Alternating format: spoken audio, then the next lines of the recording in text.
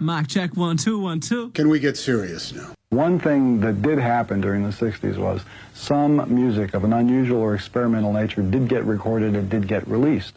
Now look at who the executives were in those companies at those times. Not hip young guys. These were cigar-chomping old guys who looked at the product that came and said, I don't know. Who knows what it is? Record it, stick it out. If it sells, all right. We were better off with those guys than we are now with the supposedly hip young executives who are making the decisions of what people should see and hear in the marketplace. Success in the music business begins with a dream, a vision. This podcast will give you, the listener, the insight and tools to turn that vision into a reality. Meet the industry professionals who work day by day behind the scenes, helping to make those dreams come true. Welcome to the business side of music.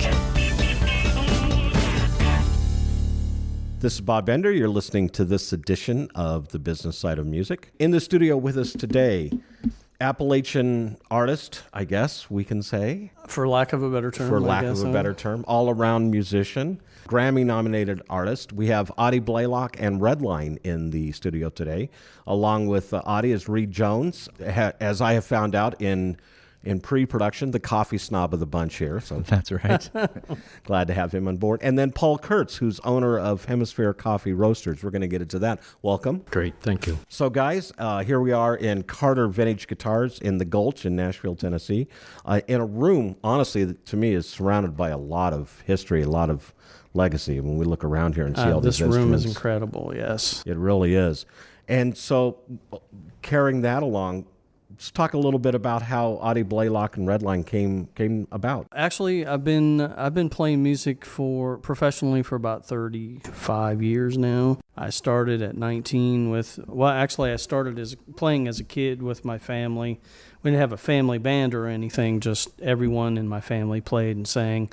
So yeah, I caught the bug, and it's the only thing I've ever wanted to do since my earliest memory. Where'd you grow up at? I grew up in Michigan. My family is from Virginia, and we moved to Michigan, I believe, in 1965. So I grew up there. I now live in Indiana. Was it kind of an Appalachian musical family? Oh, yeah, definitely. Yeah, my mom has 6 brothers and sisters, and there's 2 brothers and 3 other sisters. So they all played and sang. So when they were growing up in Virginia, you know, I've heard stories of, you know, they would get into contests and what have you and sing and compete against each other. And a couple actually won.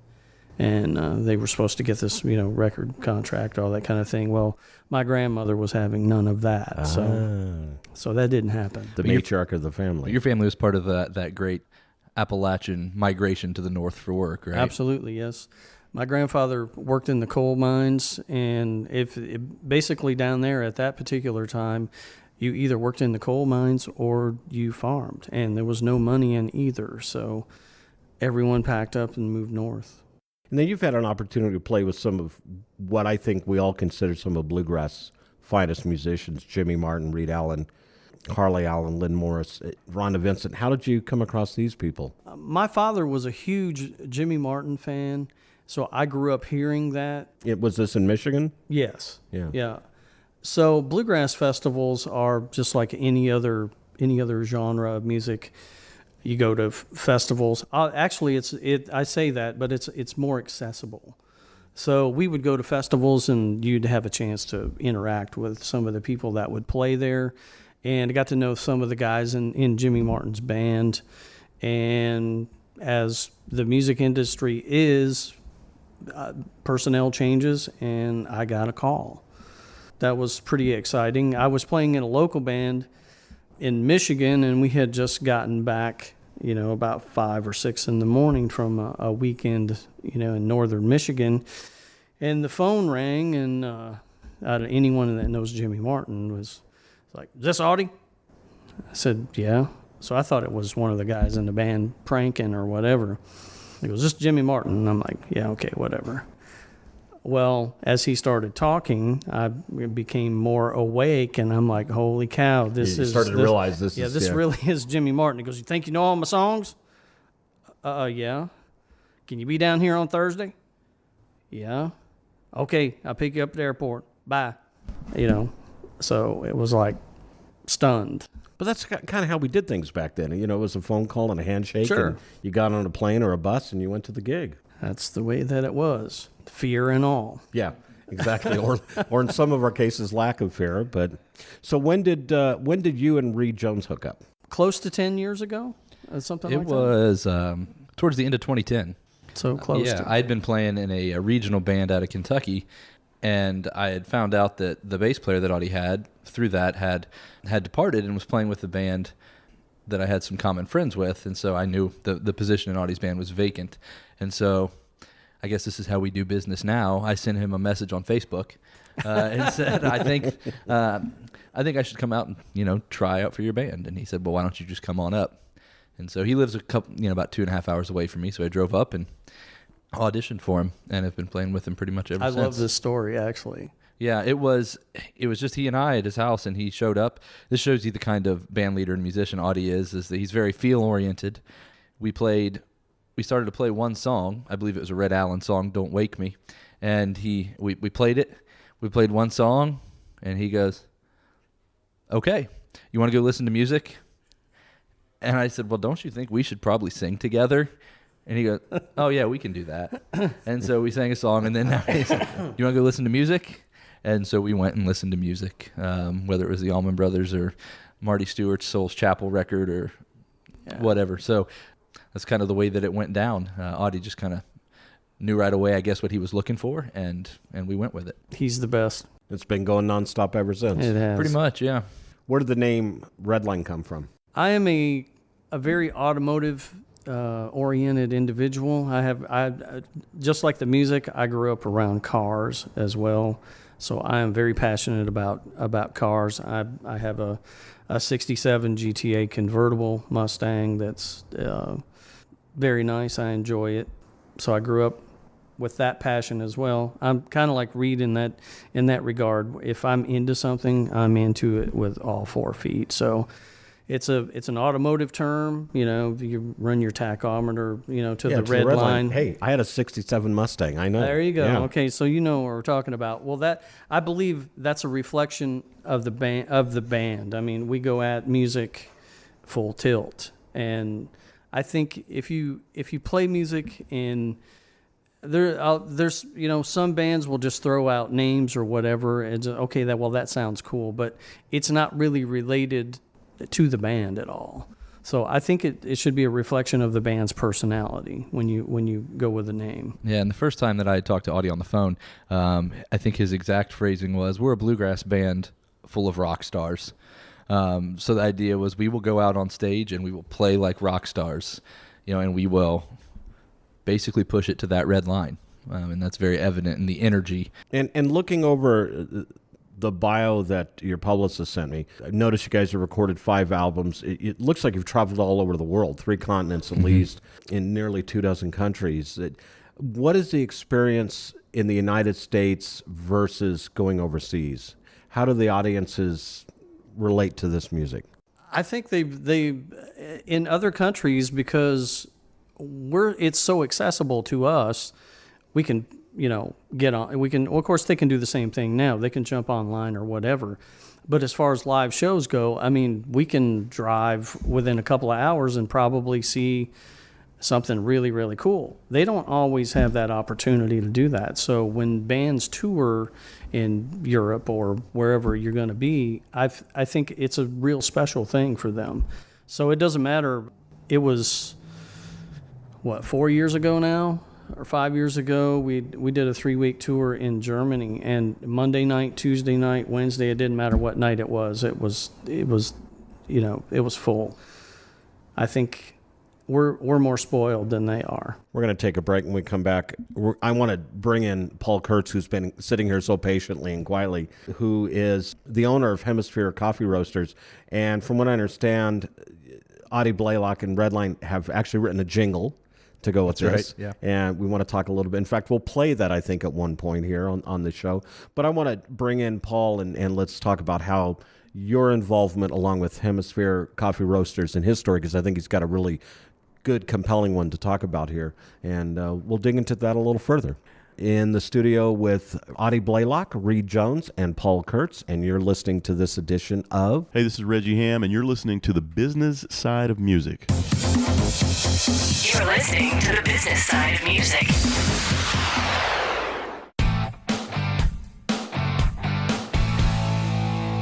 Hi, this is Vinny Rebus, the founder of Indie Connect. Our goal is to ensure that you have the knowledge, the tools, skills, resources, and connections that you need to develop a profitable and long-lasting career in music.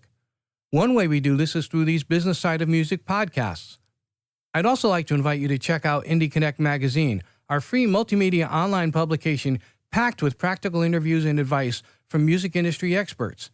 Go to www.indieconnectmag.com. That's www.indieconnectmag.com.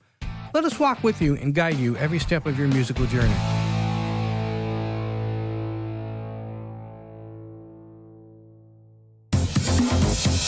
You're listening to the business side of music.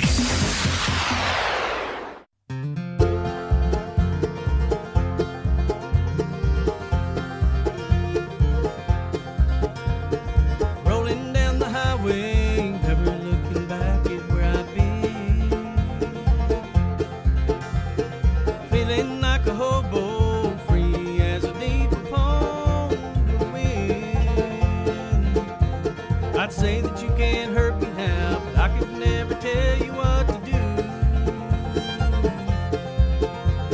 I'd rather risk the rolling wind to be back home, chained there to you. Tied down and fettered is a life I cannot bear. That's why I keep moving, living life without despair.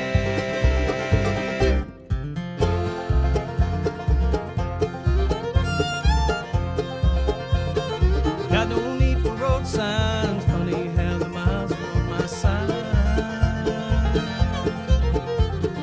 Living like a drifter, now my mind is clear and open wide. Chains are only heavy if they're shackled to the one that you don't want. And I don't want the life I had, I'd rather have the freedom that I got. Tied down and fettered is a life I cannot bear. That's why I keep moving, living life without despair.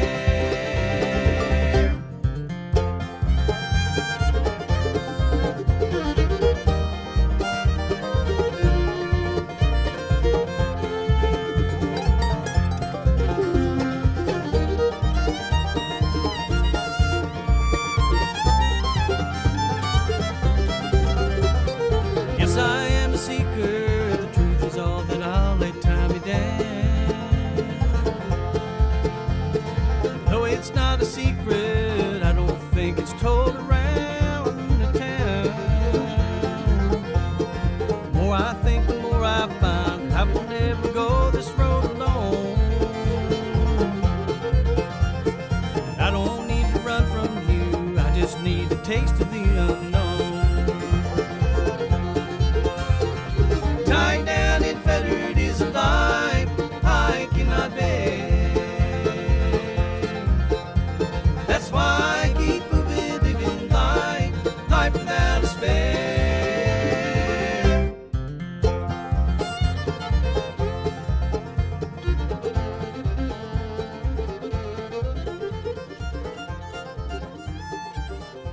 In the studio with us today, Audie Blaylock and Redline, along with Reed Jones, who is part of Redline, I should say, and Paul Kurtz, owner of Hemisphere Coffee Roasters. Gentlemen, welcome back to the show. Thank you. Thank you. We just heard, coming back in, we heard the song off their CD. What CD is this off of, Life Without a Spare? It's called The Road That Winds. The Road That Winds. It's on Patuxent Records. Good. Well, that was Life Without a Spare we heard. So here we are. We're in this beautiful room, and I wish people could see it. I think we'll take some pictures and post it on our Facebook page. But I mean, there's, once again, it's just a lot of really cool vibe here in the room with all these instruments. And like I said, we're at Carter Vintage Guitar here in the Gulch in Nashville, Tennessee. So I want to talk a little bit about how you guys connected with Paul Kurtz. And Paul, you've got a compelling story in your own. I started to read your bio. You have a degree in theology. You have a background in both mission and work music ministry. You've traveled the world. Tell us a little bit, first of all, how you got started. Did you start out as a musician, or? Well, yeah. I mean, we listened Don't a we little all? bit. Yeah. I heard you, Audie, earlier today talk about falling asleep in the coats, as the family is kind of all together singing, mom and dad, uncles, aunts. That's the same thing. The Ronnie Reno's father, what was that name? My dad had Don Reno Records, that duet that he... And Red Smiley. Yep, Red and Reno. Smiling and Reno. That was my dad. So bluegrass, that's probably my background in bluegrass. The Lewis family. Oh, yeah. Little Roy Lewis. But then I joined a prison ministry group, and we did Southern gospel and sort of acoustic folk kind of things in prison, coast to coast. I've been in and out of prison, that's what I say. So sometimes I'll have a Just depends on which side of the bar, yeah, right? I'll have a juicy-looking character come up to me and say, "Man, you look familiar. Where did I meet you?" Say, about Pendleton? Yeah. Leavenworth? Rayford? Yeah. It was with the mission organization that I was working with that I got exposed to the plight of coffee farmers and realizing you cannot give people handouts enough to bring them out of poverty. I mean, the USAID, U.S. Bank, World Bank, everybody tries it, but never has contributions and handouts produced a very sustainable story. It's just people have to take responsibility for their own, and they need a hand up. And so I started dreaming about some way to bring their labor of love, coffee, to the U.S. market, and not quit my day job. I liked what I was doing, putting budgets together for missionaries and overseas workers. And I was in Central America and East Africa and Southeast Asia annually, 4 or 5 trips a year, all those places. And so I was always, it seemed like, in coffee fields, having a retreat or meeting with people in coffee. And so, after a while, you just say, okay, maybe it is in coffee. Maybe there's something that's a product of their labor that I can somehow add value to it. One day, Reed came in our shop. I never heard of Audie Blaylock. I couldn't even, up until 3 days ago, I couldn't even say it. No, it's not that. You're not the only one. Yeah. So Reed came in our shop, and my daughter did him a pour over, kind of a special presentation coffee of a dry process Ethiopian Yirgacheffe. Gave it to him, and his comments to me a little later was, that coffee changed my life. Wow. So when he said it, I was like, well, hey, let's talk, buddy. I like people that had a life change with coffee. Yeah, I might have a little bend toward hyperbole, but it's not actually really hyperbole, I guess, in that sense. I like to jump in and go overboard with anything, unfortunately. And when I had that cup of coffee, it was like, I've never experienced anything like this. I have to know more. And I was familiar with Paul and Hemisphere Coffee just through a faith background. And so I'd been familiar with that, hey, there's this guy who's, of a Mennonite background who started this coffee company. And I'm like, well, that's really interesting. So I kind of started that way. But that particular cup of coffee, it was the first time I felt like there was something very different about it. And I say that both flavor-wise and just with the business model that Paul employs, you can just tell there's something substantial there. And so over the years over the last couple years, I guess, I would always go into Hemisphere and buy my coffee or whatever, and I'd talk to his wife Grace or his daughter Trudy, and kind of developed a relationship that way. And then that kind of connection between coffee, it just kind of blossomed into this partnership.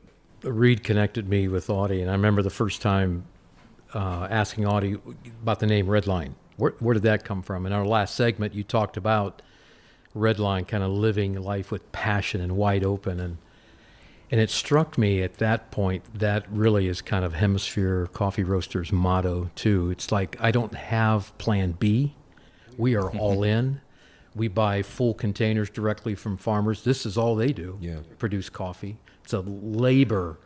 I was telling the guys earlier today, there's over 100 steps that a farmer processes that a farmer does with coffee to make it stand out, to make it really good coffee. And if any one of those goes wrong, like how long they ferment it or don't wash it right, or store it beside a can of diesel, whatever, it is noticeable in the cup as a defect. And I'm a Q grader, a coffee grader. There's 4 of them in the U.S., 400 in the U.S., licensed Q graders. So I'm kind of trained to find defects. And when you cup coffee and you score it high, you realize this hermano, this Juan Valdez, this Diego Chavarria, he produced some great coffee. And then only to sell it at some sagging New York Board of Trade commodity price that doesn't cover the cost of producing it. And we import full containers from these guys and try to add value and promote their brands. Abanzo is a Thai brand. Café Diego is a Nicaraguan brand. Café Gloria is Costa Rica brand. And we just hopefully make them successful. I think it's not a handout, it's a hand up. Yeah, sure. And I'd like to jump in on that. Like that 100-step process is an interesting one. And again, as on the musical side of it, our philosophy, there's a lot going on that people don't realize when you're playing music, and that attention to detail and how every little piece to the puzzle fits together, works with or against the other parts. I mean, that has a profound impact on the final product of music, whether it's in a live situation or recording. And so that idea, also the fact that we were talking earlier today about how coffee is a product of people and place, and bluegrass is the exact same thing. It's a specific group of people in a certain region of the United States with a certain context, and that produces bluegrass in what we do. And so it just, in the same way that I feel that Hemisphere Coffee Roasters is kind of antithetical to the mass market coffee that you drink, I feel that bluegrass is kind of antithetical to the mass market country music. Oh, I agree. Absolutely. And so I think it's a really good, it's just a really natural fit. It's a nice matchup. Sure. How did Redline Roast come along? Because Redline Roast is really the coffee that we're talking about. That's here. right. Yeah. Paul, you want to take that? Well, we may have two different spins on Sure. it, but I know I was We got time for both spins. I was watching what Reed was buying. He was buying a dry process Ethiopian, and I have been looking for ways in my mind to explain it, but a dry processed on coffee is pretty much Appalachian, like hillbilly coffee. In other words, I've never heard that expression. Yeah. I haven't either, but it's awesome. So coffee is picked. It's a cherry, just like a Bing cherry. In the pit in the middle is the coffee bean. To dry process, those cherries are immediately put out in the sun to dry, and they shrivel up like a rock, like a raisin, just shrivel up hard. That's done in very low technology areas where they don't have water, they don't have electricity, there's no pumps, and it's just a low tech way, kind of communities that are way far flung out in another lands will do dry process because that's their only way to hold the quality. They'll dry it right down. Where a washed coffee, probably 80% of the coffee produced in coffee growing regions is washed, and so as soon as it's picked, within 24 hours, it has to be depulped. So all the meat of the fruit is taken off, and that goes back on the crop as fertilizer. But then the bean is washed. There's a mucilage or a sticky honey substance on the bean that needs to be washed off, and then it's put out in a patio to dry. And so he was buying this dry process Ethiopian, where it's a very unique market. It's really come into vogue in the coffee world right now. They love it. So here's now these poor Haitian coffee farmers, or Ethiopian. Those are two classic regions that are still doing this hillbilly coffee, I call it, or just kind of low tech coffee. And suddenly they're getting twice the price. And so all these washed coffee nations, like most of Central America, they're starting to say, hey, let's try some of these naturals or these dry process. So I realized that we had a blend. We tweaked it a little bit, and then we started drinking it. Started brewing it. Yeah, if I can describe that, like that bean that he was talking about that I had been purchasing, for me, and I don't mean this in the term of the certification that is that comes along with it, but for me, it almost had a more organic taste, and it was done and what I mean by that is it had a taste that you could tell was the product of a plant, whereas it's not so much the product of the roast. If you think about it, as that cherry dries around the bean, it transfers kind of a leathery, fermented type of note to the coffee, where a washed coffee is very clean, very fruity, bright. It'd be like grape versus a raisin, kind of a ferment note. And I saw he liked that. So there's a little bit of that in this. In the Redline roast. Yep. Well, we're going to take a break here, get another word in for our sponsor. And as we go out, we're going to play this jingle for Redline Roast and let everybody hear it. In the studio today here at Carter Vintage Guitars down in the Gulch in Nashville, Tennessee, we have Audie Blaylock and Redline with Reed Jones, the self-confessed coffee snob. For better or worse. Yeah, for better or worse. And then Phil Kurtz, owner of Hemisphere Coffee Roasters. And you're listening to this edition of The Business Side of Music. Hi, this is Brian Nutter with Nutter Guitars, and you're listening to The Business Side of Music. You're listening to The Business Side of Music. Wow, I just joined the Music Starts Here community. This is a truly hidden gem for anyone in the music business. Whether you live in Nashville or anywhere else in the world, Music Starts Here is like a GPS for your music career. This is the place to be if you want to get advice and direction from some seriously talented musical people who have been where you want to go. Music news, events, and a great big community with resources for artists, songwriters, musicians, studio and tech, along with music business advice from pros in the industry, all on one site? Make sure you get your free profile now. Go to www.musicstartshere.org.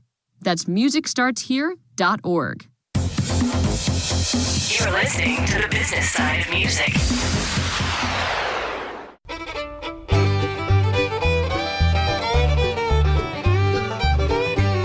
When passion is what matters, a handshake seals the deal. Time to write another chapter. What's right is what's real. When words don't do the talking, but doing what you should.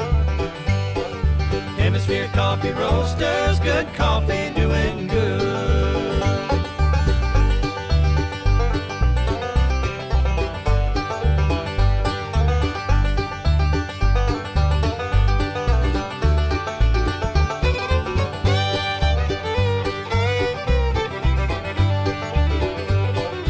Hemisphere Coffee Roasters, good coffee doing good. We're at Carter Vintage Guitar in the Gulch in Nashville, Tennessee. We appreciate them letting us use this room today. This is, as we've said many times already, it's just full of guitars and mandolins. And Yeah, I think I'm going to put my bunk right there over there. Yeah, Yes, next to the mandocello. next to the mandocello. Because as yes. Claire says, there's always room for mandocello. This is true. Yeah. In the studio, we have Audie Blaylock, Reed Jones, and then Paul Kurtz, owner of Hemisphere Coffee Roasters. Gentlemen, thanks for being on the show. I want to talk a little bit about, so you just mentioned to me during the break that you're actually going into the studio to record a new album. Yes. Tell us a little bit about that. We're going to start the new record tomorrow, and hopefully All the songs written, or are you going to write them as you get in? some of the, we have 2 songs that are written at this point, so we're just starting it tomorrow, and so it won't be finished, obviously. Hopefully get 3 songs under our belt. There's actually one song in the batch tomorrow that is older. I think it was cut in the 50s. Is actually a Jimmy Martin song called Foggy Old London. And you're recording that here in Nashville? Scott Vestal's studio in Greenbrier. It's called Digital Underground. As we wrap things up here, obviously, I want to talk a little bit about a couple things. So, Audie Blaylock and Redline, you have the Redline Roast, and for a limited time, I've got this in front of me here, people can save 15%.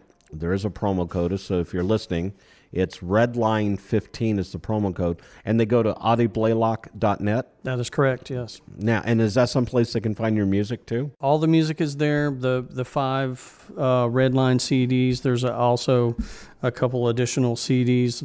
One that I was involved in called A Tribute to the King of Bluegrass, Jimmy Martin, which was proud to say it was nominated for a Grammy. So it highlights his music from a certain time period. There's a lot of great players on it, J.D. Crowe and Paul Williams, who were part of his, the original Sunny Mountain Boys, I guess, if you will. Right. So along with, Jesse Brock and Mike Cleveland, Jason Moore, and just a whole host of Kenny Ingram plays banjo on it as well. So, gentlemen, I appreciate you being on the show. Thank you for having us. Thank you for having us. As we wrap up things, we're going to listen to the title track off their album, The Road That Winds, that you can find on audieblaylock.net. Audie, Reed, Paul, thanks for being here. Thanks for having us. All right.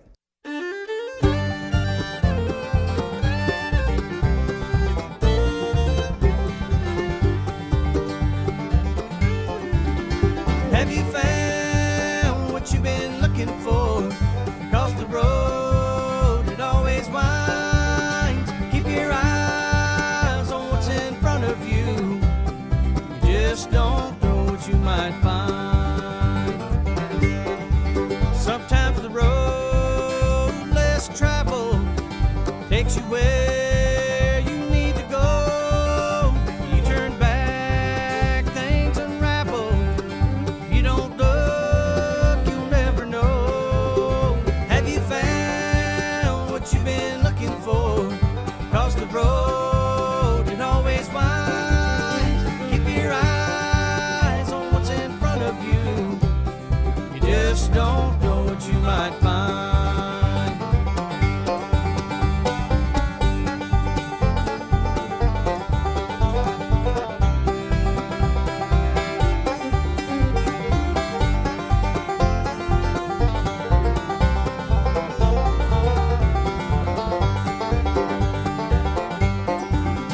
Life is full of mischances, broken hearts, and steep regret. Double takes and stolen glances may be the one you don't forget.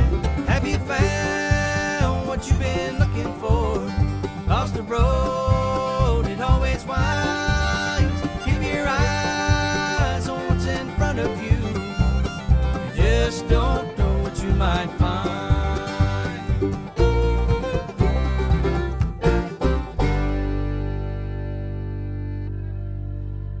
Hey, don't forget to check out our affiliates, including Labcana, fine hemp products since 2014.